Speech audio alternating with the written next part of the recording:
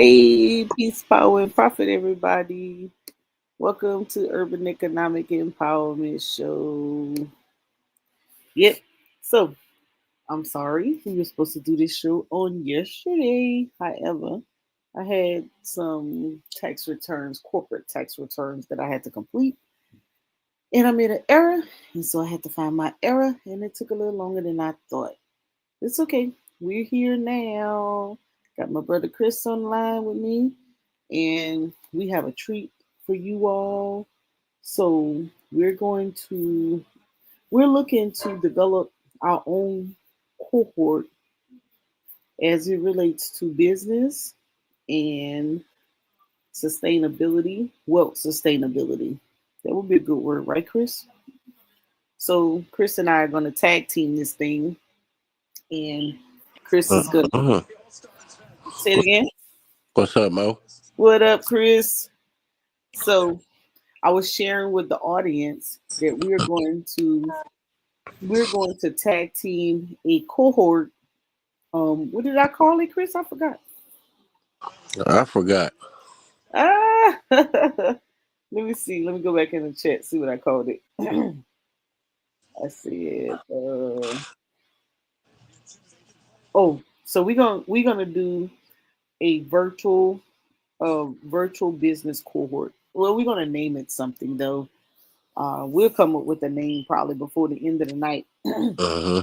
So I think we're gonna attempt to do what a lot of the federal agencies are doing, which is technical assistance, meaning that we're gonna create us a little cohort, and I'm gonna speak from um, the introductory of a startup, nonprofit, in business, from a compliance angle, meaning Uh-huh. how do you actually approach and start your business, and then Chris can, and then we'll break out, I'll also bring in the cost analysis, and Chris will also be able to speak to the BLS, Bureau of Labor Statistics, and how that is used and how that correlates to the market.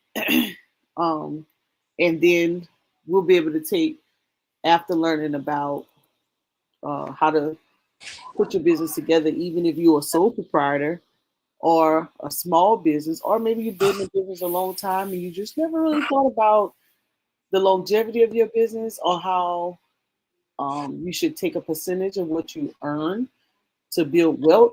And then in building wealth, protect your wealth assets. And so and then what are some ways to build capital? How can you be your own lender? And that's where the market comes into place. Chris being our um, newly on track to be a certified financial advisor. He's already accomplished his first credentials, and so we're excited about that. Uh-huh. And so we want to be able to share with the world. Oh, got to plug in my MacBook. We want to be able to share with you all on how to not just start a business based on your idea or your know-hows, but really how to build a business. Yeah, and be financial stable. And when you start to create capital and you start to have profits, then be able to protect those profits. Now, so many people go in business, and I hate Uh-huh. this when people go in business and they go in with the lost mindset of where they say you really don't make business. I mean, you really don't. Ouch, ouch, ouch. Sanaya, come here for a second. Help me. You really don't make money. It's about to fall. Grab it back. Okay, now plug this in. You really don't make money until your fifth year. Well, I beg to differ, because I've been privileged to be amongst a few businesses that was actually profiting out the gate. And the reason is because they went they went after contracts. They went after government contracts. Um, Mhm. They went after government contracts. And if you bid your contract properly, you'll understand markup. So what I found out is that many close the door, Nana. Many business owners only come up with costs or price their products and services like a fly by day type of deal. Hey, I want to do pressure washing. How much you gonna charge me to pressure wash? Oh, $100. They didn't even factor in or create an expense budget or outline how what use would they make with that $100. They just say, "Oh, I'm gonna charge $100," and so they're really just looking at that money as being off profits, and what they earn, they spend. And we don't want you to go about your business that way. We want to say, okay, from this $100, it's budgeted out this way. And so, with that being said, understanding that your entire profit is not spendable, but that you're going to use it to invest so that you can actually become your own lender, create your own retirement plan, have a sustainable wealth future or your lifestyle. We want to be able to share that with you. So we're going to create our own little cohort to be able to do that. And I don't know. I don't know. We should just keep it live, Chris, or we should do it privatized. Maybe we'll do a pilot test and do maybe like 6 weeks, see how it turns out, Mhm. and then we'll we can maybe we can package it after we get our kinks out. Okay. Um, not bad. So what I found out is many organizations are they're picking something and then they are creating these little groups and if they're teamed up, different organizations they're teamed up and then they're training people on how to. Let me show you how to do this. Let me show you what's the best practices. Let me show you the common mistakes. Let me teach you how to be more effective, right? And efficient. Um, how to I'm gonna be. uh, I'll be right back. okay, how to build business based on demand, not your demand, but the consumer demand. What do they need? What are they interested in? Right. So all of that is important. So with that being said, let me get my link together. Let me see if I can see the chat so I can shout out anybody and say hi. Okay, nobody post me no comment.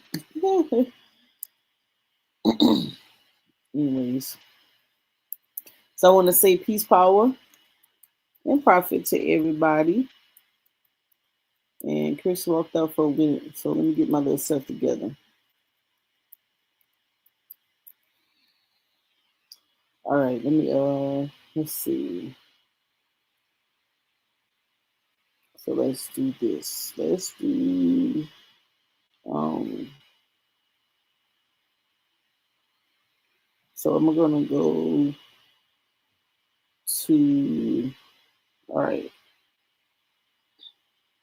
So let's go to stash.com.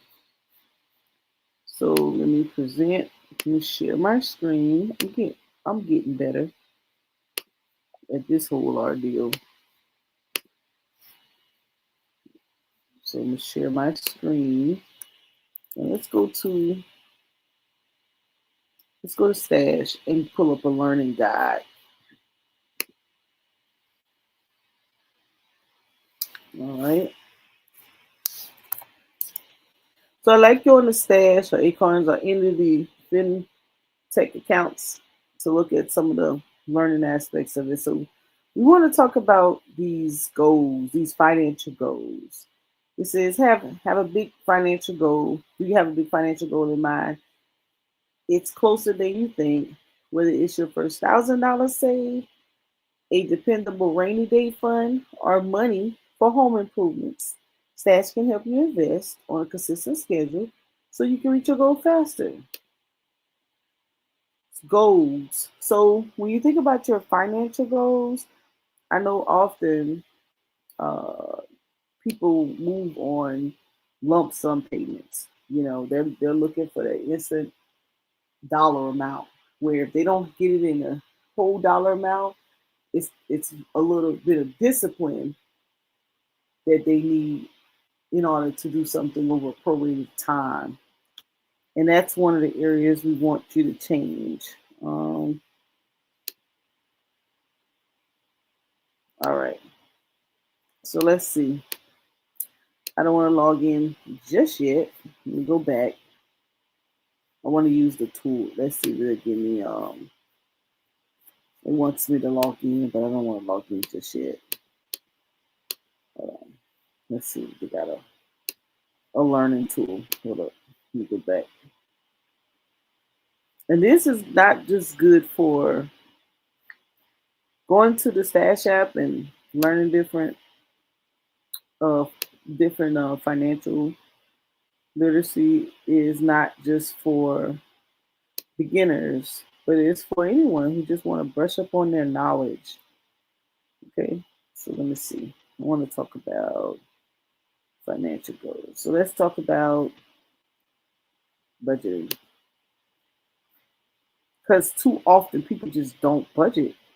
So when it comes to business, you know, I spoke with someone and I say, hey, you have to create a budget because if you create a budget for your business, then you wouldn't spend impulsively, right?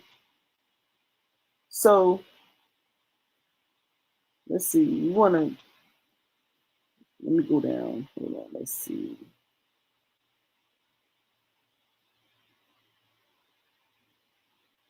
Let's see. Let's see.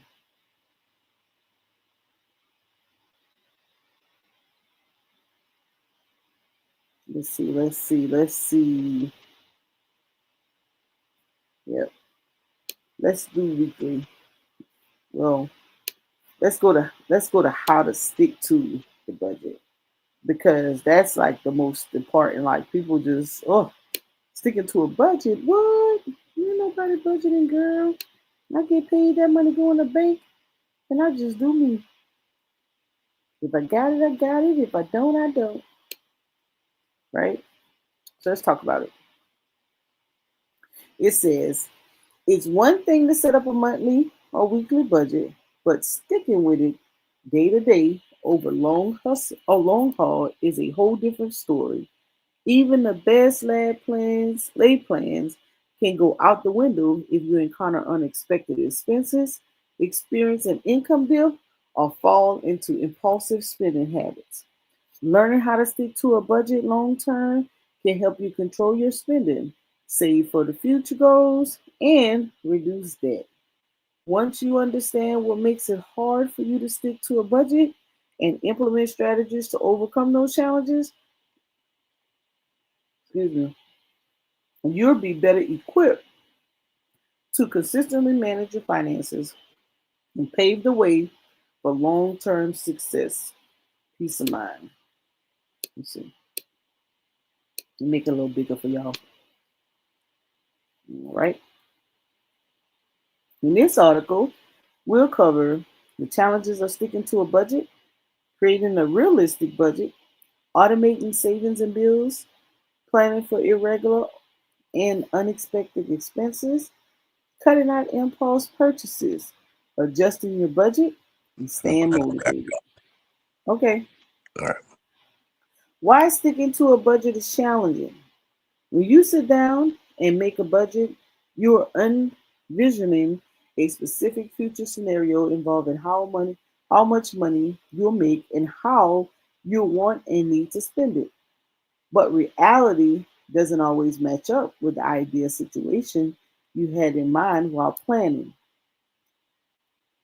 Common reasons people struggle with sticking to a budget include practical challenges. like unexpected expenses and financial struggles caused by a high cost of living compared to your income. Psychological factors also come into play, which can drive a temptation to overspending or avoid dealing with financial issues. These challenges can create a cycle of financial strain, making it difficult to maintain control over one's spending habits. Financial difficulties and budgeting struggles. The high cost of living, coupled with the reality of many individuals living paycheck to paycheck, significantly impacts the ability to stick to a budget. In areas where essential spending expenses such as housing, food, and transportation consume a large portion of one's incomes, there may be little room for discretionary spending or savings. This often leads to a situation where unexpected expenses, such as medical emergencies or car repairs, can derail even the most careful planned budgets. Moreover, financial difficulties can create a sense of urgency that prioritizes immediate needs over long term financial goals, making it challenging to focus on sticking to a budget. Understanding these realities is essential, as acknowledging external factors beyond your control can help you take a flexible and realistic approach to financial planning, fostering resiliency in the face of economic challenges. Emotional challenges in budgeting. Managing your money isn't all about logic and reason. The way we spend is inherently affected by our emotional states as well. Hurdles such as stress, frustration, and the fear of missing out can significantly determine your ability to stick to the planned spending limits. These feelings can lead to people making impulse purchases that aren't aligned with picture financial goals, but provide a sense of emotional support and comfort in the moment. Other psychological barriers can further complicate the budgeting process. Feelings of guilt associated with spending can lead to a negative mindset about finances, causing people to avoid trafficking their expenses altogether. Similarly, anxiety over financial management can create a sense of overwhelm, making it harder to stick to a budget. If you struggle to stick to a budget, you're not alone. It's completely normal to experience emotional challenges when managing your money. By recognizing and addressing these emotional and psychological challenges, however, you can give yourself compassion and start to build a sustainable and effective budgeting strategy that empowers you to take control of your finances. Create a realistic budget. Creating a realistic budget is crucial for effective financial management, as it provides a clear framework for tracking income and expenses. A realistic budget means setting attainable goals based on your actual income and necessary expenditures, rather than idolizing overly optimistic figures. It involves accessing all sources of income, accounting for fixed and variable expenses, and making choices about discretionary spending that you can actually live with. To develop a realistic budget, you should also consider potential unexpected expenses and savings goals, ensuring that your budget remains flexible enough to adapt to changing circumstances. Regularly reviewing and adjusting your budget helps you stay on track and make informed financial decisions, ultimately leading to better control over your finances and a greater ability to achieve long term objectives. Assessing your financial situation. Begin by thoroughly evaluating your current financial situation. Start with your income. Document all sources, including your salary, plus any earnings from things like side hustles, government programs, child or spousal support, and any passive income streams. Next, examine your expenses, both fixed costs that stay the same each month, such as rent or mortgage, insurance, and debt payments, and variable expenses that fluctuate, like groceries, entertainment, and utility bills. It's essential to understanding your cash flow. Compare your planned expenses to your income to ensure you've allocated enough money to cover your expected spending. Then track how much money is coming in versus how much is actually going out on a monthly basis. This will help you identify trends and areas where they may need to adjust your spending. Understand needs versus wants. One of the most common reasons people struggle with budgeting is that they wind up spending more on discretionary expenses than they planned. That's why it's valuable to get a clear sense of your needs and wants and formulate plans that make sense for your personal circumstances. Needs are expenses that are truly necessary for basic living, food, shelter, and transportation. Wants are the nice to haves that add comfort, convenience, and fun, but aren't strictly required to get by. Needs and wants are very personal, and it's hard to stick to a budget if you're not aware of what's truly required versus optional for you.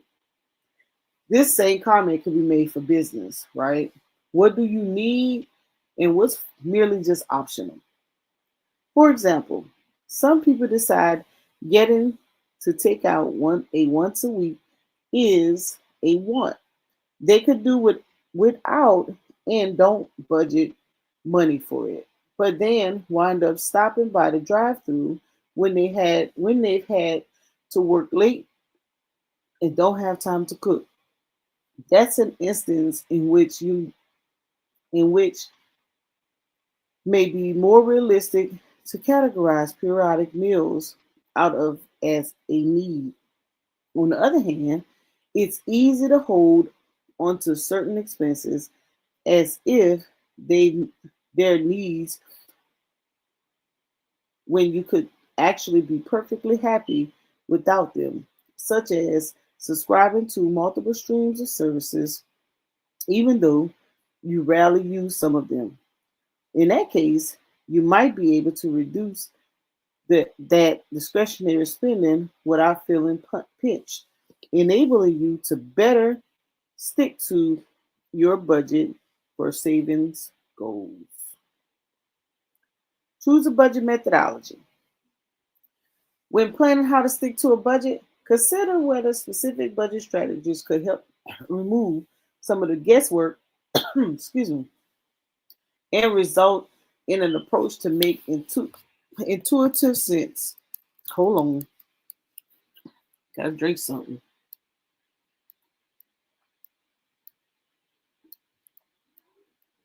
Mm, I have some ginger juice.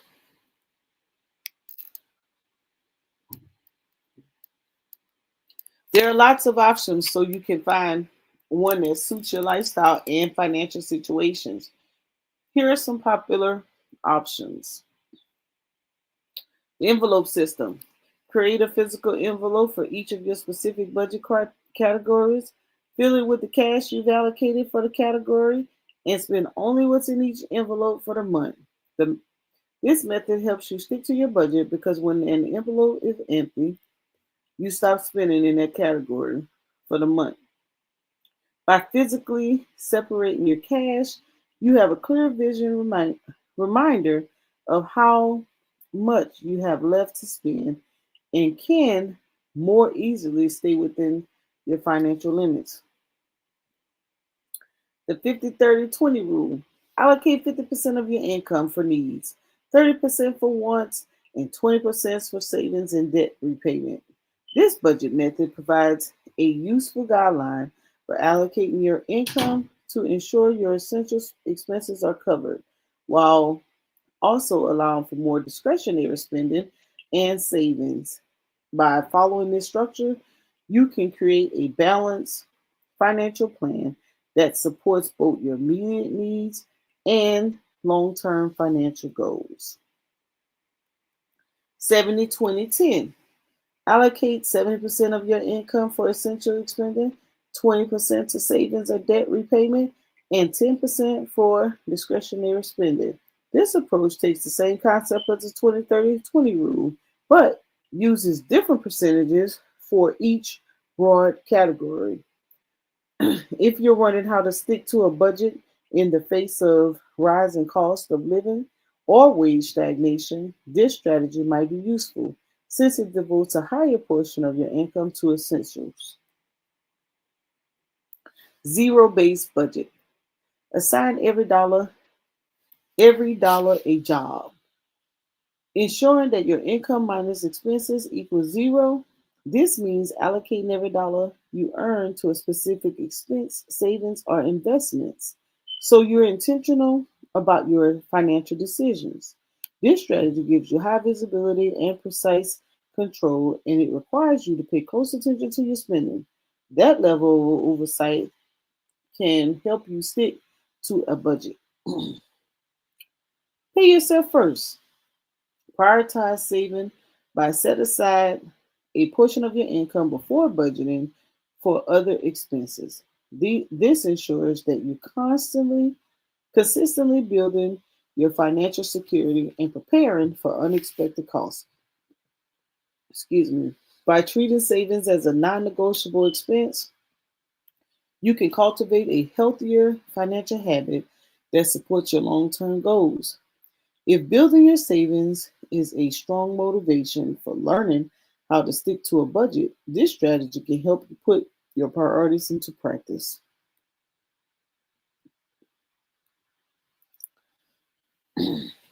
Set achievable goals. Establish realistic and attainable financial goals is crucial for effective money management. These goals serve as a roadmap to guide your financial decisions and help you track your progression over time.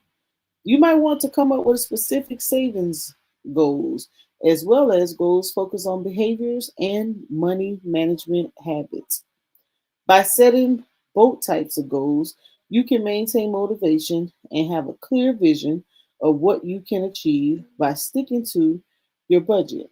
Regularly reviewing and adjusting your goals as a financial situation changes can also help you stay on track and achieve the financial stability you desire. Saving goals. Saving goals are things you want to have money for in the future and need to save up over time to attain them. Creating specific saving goals allows you to make concrete plans to work towards your ambitions over time. And knowing exactly why you're saving the money can help you stick to your budget when you're tempted to spend money. Goals can be short term, mid term, or long term. Common short-term and mid-term goals savings. Common short-term and mid-term savings goals. Build an emergency fund. Pay off credit card debt. Saving for a down payment on a house. Plan a vacation or wedding. Long-term saving goals. Building a solid nest egg. Saving enough money to retire. Saving for a child's education or future needs. Paying off your mortgage. One way to work towards saving goals is by deciding to save a specific amount each month. This could be a fixed percentage of your income or a set dollar amount based on how much money you need for your goal and how much time you have to reach it. Money management goals. As you work, oh,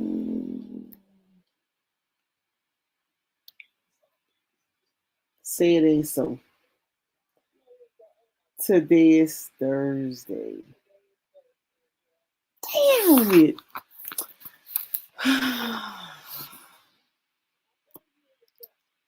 You did. You did. You did. You did. You did. I'll be there in the morning. All right.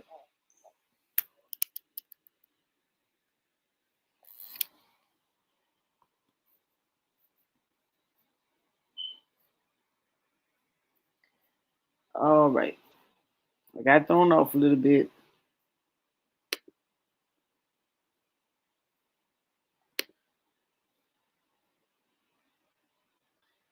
Hey, hey. Thank you for hitting the button. All right, y'all. I got thrown. Chris, you back?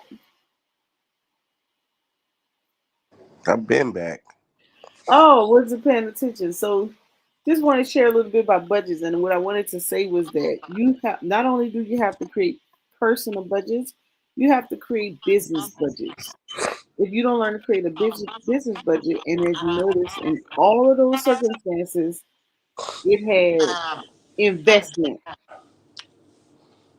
Mm-hmm.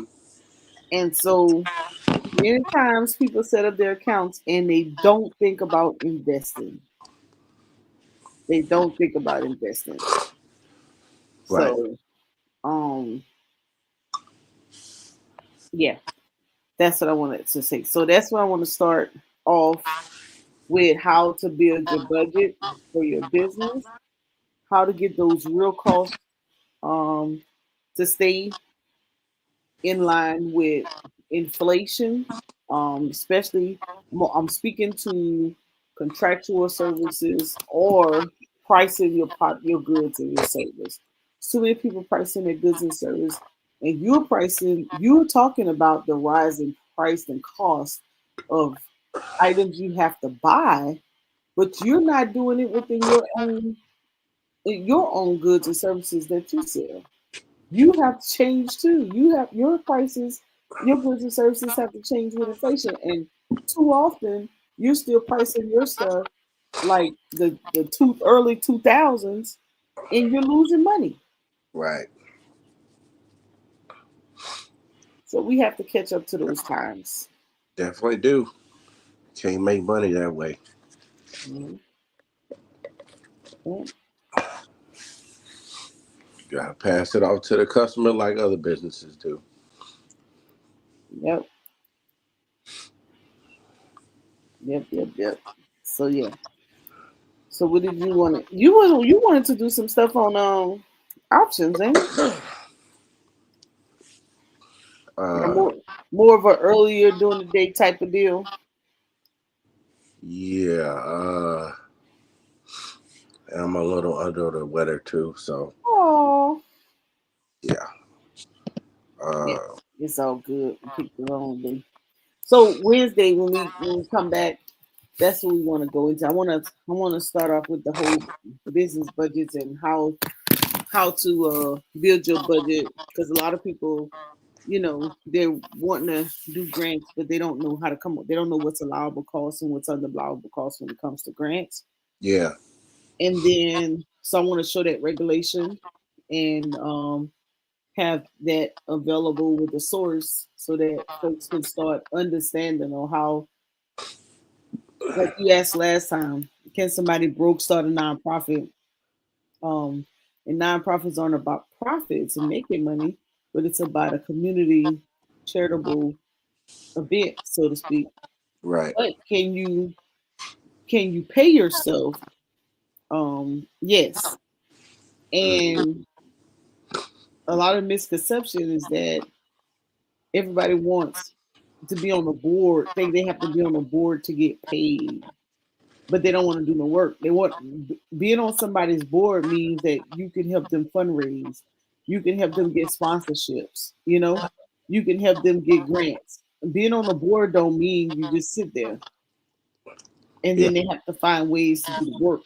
Hmm. So there's a lot of capacity building type opportunities that are out there. People don't know that.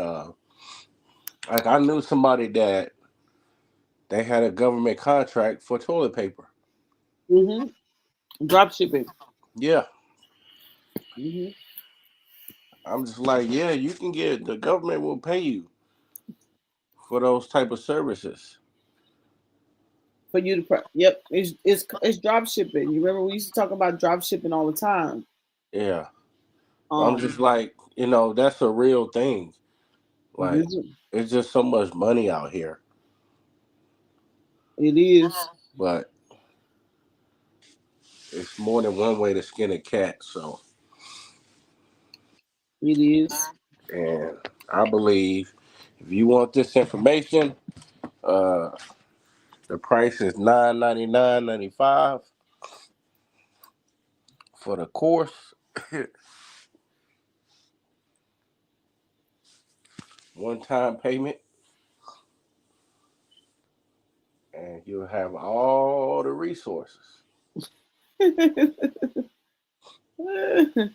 Cause Look, that's what people are doing. I know. You know. Um. But we do have to figure it out. You have to figure it out.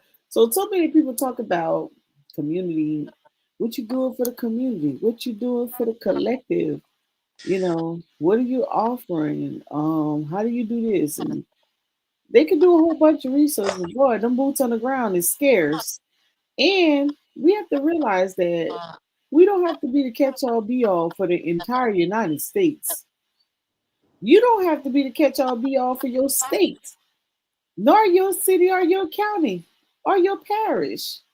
Right, It's enough just to do your community. That's enough work by itself. right. They got this whole savior, save the world complex, and I'm like, bro, you can barely save yourself. Say that again. Let's start inside your house.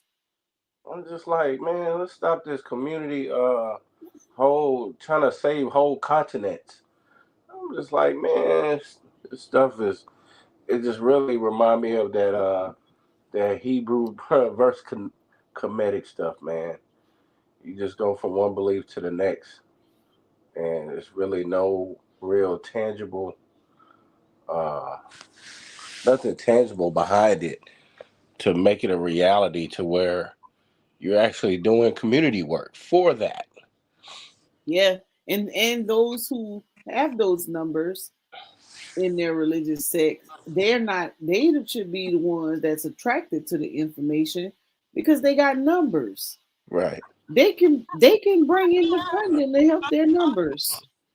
Yeah, look at IUIC with Nate Satan, Nathaniel Seven. Hmm. He took the Hebrew Israelite thing and he made it a like real group. Like you don't hear them saying, "Oh, I ain't using the government resources, for my private church or whatever or my religious sect." I'm like, yo, those are 501c3s. Same thing churches do. If you're 501, the churches are first churches a charitable organization when it's in its own right, and then some funding is not for faith based, so they would have to start them a foundation or just another nonprofit to go along with it, to run Yeah, alongside with it.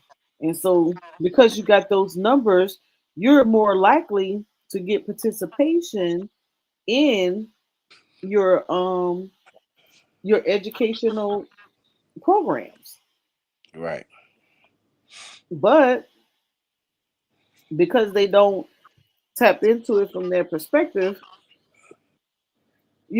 they miss out. And then you still have a bunch of people in your church that's in poverty when you could really just build nonprofits and hire those people to do this community work. Yep. I mean, it's super available, you know. But at the end of the day, though, whether whether you buy into it or you don't, guess what? You still have to come up with some type of survival tactic. And I was talking. Matter of fact, today, I got a call. I got a call from the VA.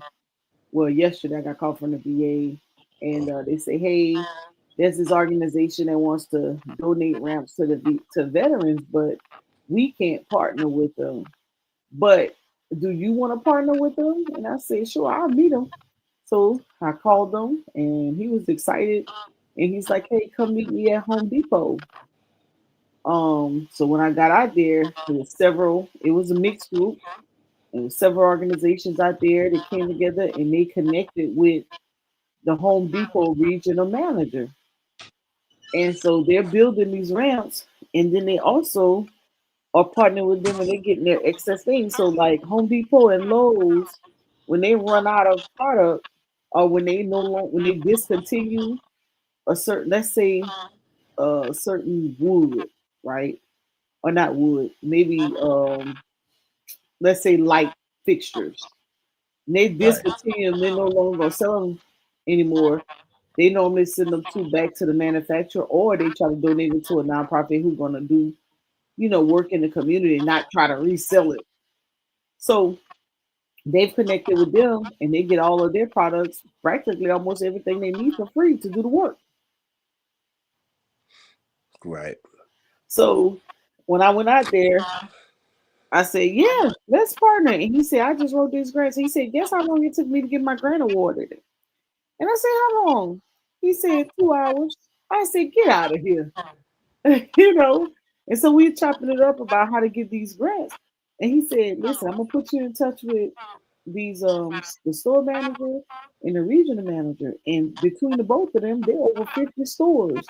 So if they have to do a community outreach event every quarter, then that means that this is enough community engagement opportunity for both of us or anybody who want to learn."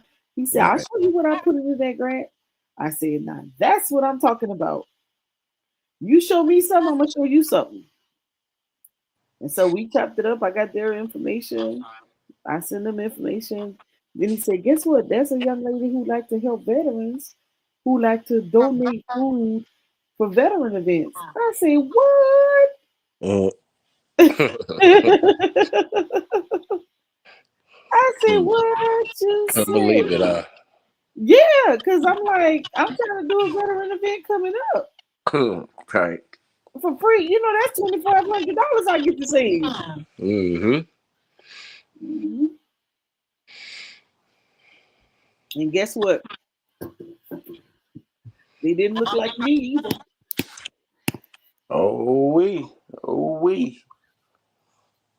They Ooh were giving wee. out that good, good. And you think I was going to say, because they weren't one of us, that I wasn't going to take that info? Shit. The ladies who was over the regional managers, though, they were black women. Yeah. So I'm definitely going to be connecting. Hey, you helping out the white man, Well, the white man helping out me. Shit. He just connected me with the regional manager who over 50 stores of Home Depots. Right. What? I'm trying to get these kind of houses too. I'm trying to go in and build houses too for free. Yeah. Yeah. I feel that. If it's gonna help the people, you know, Mm-hmm. it's not like he's saying, "Hey, come be a part of my organization." He's saying, "Hey, I have ramps that I want to give away. You know anybody in need them?" Right. And that's what we should be doing. These folks are retirees and they're using their second wind of life to get out there and help somebody else. Shoot. I want to be right behind them. I want to be that entity that knows where the resources are to help someone else. Same thing like what you're doing with your financial advisory licenses, our certification. You learning the info, and granted, a lot of your work is gonna be paid services, but still, it still helps someone else. Right. Exactly right. Yep. So I was thinking about, all the classes or whatever, and when you said about that certification thing, and I was saying to myself, man, I ain't did them classes in so long. Teaches people how to get this business, you know. Right. Oh, you talking about with that score mentors class? Uh huh. Yeah. Yes. So, and I'm like, shit, that's what I do. So Yeah, I said, you know what? I'll just create a little. Me and Chris could do a little cohort, get some people online, you know, who wanna get their stuff together. I tried to share it to people so they can at least check it out. Hmm. Yeah. Like all these resources, and y'all want to wonder how can we do this? How? Well, shit, here's all the stuff, man. It's a start. Listen to what somebody got to say, and then you start applying it or take action on it. So it's been what 2016, going on 9 years, Mm. man. At this point, bro, the info been out there, Yep. so and it's just more info that's coming. So it ain't no excuse. That's true. So, but other than that, Yeah. yeah, So, what are you taking for your since you're under the weather? huh? I said, what are you taking? Medicine wise, uh, just some hot tea, some natural home remedies, Hmm. and some golden seal. So Mm. it's just a little cold. It ain't nothing. Yeah. That weather changing back and forth. Yeah, it is. And then we supposed to have a freeze through the weekend into Yeah. Martin Luther King's Day. So, Yeah. I heard. but and then it's gonna be like 60 something degrees next week.